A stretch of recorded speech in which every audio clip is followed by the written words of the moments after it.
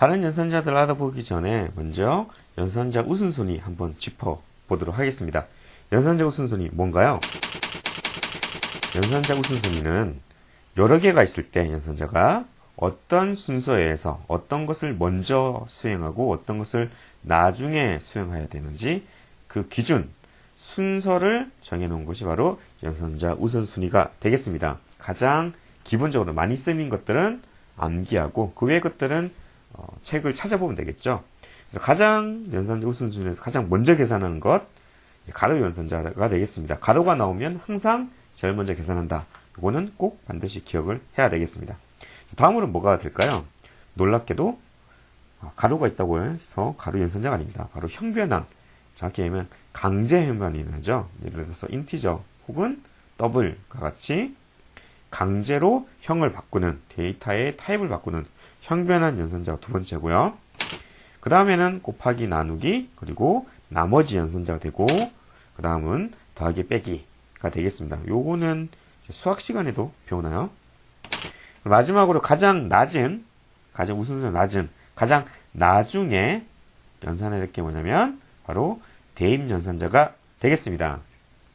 자, 여기까지 해서 간단한 예제를 보도록 할까요? 책에 있는 수식을 조금 더 간단하게 만들어 보았습니다. 자, 이 연산자가 있을 때, 이렇게 식이 있을 때 어떤 순서에서 계산되어야 하는가요? 가장 먼저 기억할 거 뭐라고요? 네, 가로가 되겠습니다. 가로 보이자마자 무조건 가로가 먼저라는 것. 자, 그 다음에 뭐죠? 이제 그러면 가로 안에 거를 이제 계산하게 되겠죠. 자, 가로 안에 하나는 곱하기 하나는 강제 형변환, 가로 사이에 데이터 타입, 데이터 유형이 있네요. 그렇죠? 이럴 경우에 뭐부터 계산한다? 예, 형변환부터 계산하고 그 다음에 곱하기 연산을 수행하면 되겠습니다. 자, 여기까지 한 다음에 그 다음에 가로 바깥으로 와서 자, 어떤 연산자가 있나요? 나누기와 대입 연산자가 있다. 자, 근데 대입 연산자는 가장 나중에 계산하는 것이 바로 대입 연산자가 되겠습니다. 따라서 먼저 나누기를 먼저 계산하고요. 그 처리된 결과를 어떻게 대입 연산자에서 대입을 한다는 것. 어때요? 어렵지 않죠? 자, 이 정도만 외워두시면 일단 기본적인 건 문제가 없고요. 그 외에 C원에서 제공하는 다양한 연산자들의 우선순위는 부록 A의 3부분을 참고해 주시면 감사하겠습니다. 자, 연산자 우선순위 두 번째 파트입니다. 이번 슬라이드에서 볼 내용은요. 결합 방향입니다. 연산자 결합 방향. 연산자 결합 방향이란 무엇이냐? 네. 전제 조건이 뭐죠? 같은 우선순위를 가지는 연산자가 있을 때 어떤 순서로 연산을 하는가? 예를 들어서 우리 곱하기랑 나누기, 나머지 연산자가 같은 우선순위라고 그랬어요. 그러면 곱하기랑 나누기랑 같이 쓰인다. 자, 그러면 어떤 순서에서 두 개 중에 어떤 걸 먼저 해야 될까요? 그것이 바로 결합 방향이 되겠습니다. 자, 대부분의 경우 결합 방향은 오른쪽입니다. 자, 무슨 얘기냐면 순서가 뭐부터 뭐? 왼쪽에 있는 걸 먼저 하고 그 다음에 오른쪽에 있는 걸 계산한다는 뜻이 되겠죠. 곱하기랑 나누기가 같이 있다고 했을 때 뭐부터? 왼쪽에 있는 곱하기를 먼저 계산하고 그 다음에 오른쪽에 있는 나누기를 계산해야 된다. 뭐 더하기 빼기 마찬가지입니다. 왼쪽에 있는 걸 먼저 그 다음에 오른쪽. 왜냐? 결합 방향이 오른쪽 방향이기 때문에. 즉 왼쪽에 걸 먼저 하고 그 다음에 오른쪽에 걸 다음에 한다. 근데 반대가 있습니다. 결합 방향 유일하게 반대가 뭐냐면 대입 연산자인 경우에는 결합 방향이 왼쪽 방향입니다. 즉 오른쪽에 있는 걸 먼저 하고 다음에 왼쪽에 있는 걸 계산한다. 즉 결합 방향이 대입 연산자인 경우에만 왼쪽 방향이다. 즉 오른쪽에 걸 먼저 하고 그 다음에 왼쪽에 걸 한다. 이거는 이제 다음 슬라이드 보기로 하고요.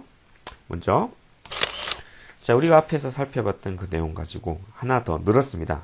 자, 여기서 대부분의 경우 연산자 우선순위로 계산할 수 있겠지만 자, 여기 봅시다. 곱하기가 있고 나누기가 있어요. 자, 따라서 어떻게 되죠? 결합 방향 곱하기 나누기는 같은 우선순위이지만 결합 방향이 오른쪽이기 때문에 뭐부터 먼저? 왼쪽의 걸 먼저 계산하고 그 다음에 오른쪽의 걸 계산한다. 즉 웨이트 곱하기 만 요걸 먼저 계산하고요. 그 다음에 뭐요? 나누기 연산을 수행을 한다는 것.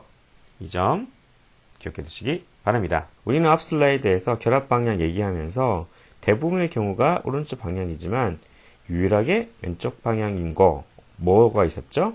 바로 대입 연산자가 있었습니다. 대입 연산자는 독특하게도 오른쪽에 있는 걸 먼저 하고 그 다음 왼쪽에 있는 걸 계산한다. 이렇게 돼 있었습니다. 자, 그거를 어떻게 알 수 있느냐? 다음과 같은 소스가 있다고 봅시다. 제일 마지막에 세미콜론 문장이 빠졌네요. 자, 이럴 경우 대입 연산자가 두 개가 있습니다. 자, 이럴 경우 뭐부터 계산해야 될까요? 자, 대입 연산자는 왼쪽 방향이기 때문에 오른쪽에 걸 먼저 계산하고 다음에 왼쪽에 있는 걸 계산한다. 이렇게 됐습니다. 따라서 오른쪽에 있는 대입 연산자를 먼저 수행하는 거죠. 자, 이럴 경우 어떻게 되죠? 10이란 값이 value 언더바 int 값에 value 언더바 int라는 변수의 값으로 대입이 되죠. 즉 value 언더바 int의 값이 10으로 대입되게 됩니다.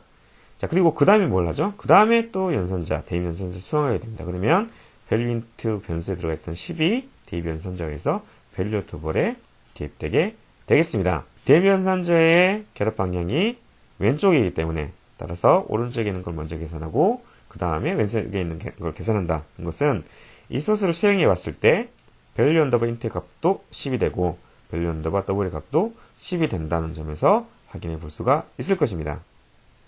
네, 다음으로 말씀드리고 싶은 것은 가로 연산자를 잘 활용하자는 것이 되겠습니다. 요거는 이 강의를 들으시는 분들에게 제가 개인적으로 추천드리는 방법이고요. 연산자 우선순위 기억하면 암기하면 참 좋겠지만 실제로 그걸 모두 다 암기한다는 거 현실적으로 상당히 어렵습니다. 자, 그렇기 때문에 뭔가 연산자 우선순위 혹은 결합 방향 좀 헷갈린다. 그럴 때는 뭘 쓰면 된다? 네, 가로 연산자를 쓰면 되겠습니다. 이 강의를 들으신 대부분의 분들은 이제 곱하기가 먼저고 더하기가 나중이라는 걸 알겠죠? 아시죠? 하지만 그걸 좀 헷갈리는 분이 있다. 모르는 분이 있다. 그럼 어떻게 해야 될까요? 그런 분들을 위해서 가로를 넣어주는 거죠. 이렇게. 그러면 명시적으로 가로가 있으니까 아하, 이걸 먼저 계산하고 가로 안에 있는 걸 먼저 계산하고 그 다음에 나중에 걸 계산하는구나. 자, 조금 더 어려운 경우 생각해 볼까요? value는 5 곱하기 3 나누기 2라고 해봅시다. 자, 그러면 우리는 결합 방향이 곱하기와 나누기는 어떤 방향이죠? 오른쪽 방향이기 때문에 곱하기를 먼저 계산하고 다음에 나누기를 계산하겠구나를 알겠지만 혹시 이걸 잘 모르시는 분 있다고 했을 경우에 그런 분들을 위해서 어떻게 앞에 걸 먼저 가로를 한 다음에 가로를 해주면 어떻게 되겠습니까? 아하, 가로가 항상 먼저 계산돼야 되니까 결합 방향을 모르는 사람도 아하, 이 가로 걸 먼저 계산하고 다음에 나누기를 계산해야겠구나를 알겠죠? 네, 마지막으로 참고적으로, 이건 참고입니다. 참고적으로 컴마 연산자가 있습니다. 컴마 연산자는 이미 우리가 변수선에서 봤죠? int a는 0, b는 0, c는 0 이렇게 해주면 콤마가 있으니까 동시에 한 번에 여러 개의 변수를 한 줄에서 선언할 수 있죠. 마찬가지입니다. 여러 개의 문장을, 스테이트먼트를 콤마를 이용해서 하나의 문장으로 표시할 수 있다. 그럴 때 콤마 연산자를 사용한다. 이건 참고적으로 알아주시기 바랍니다.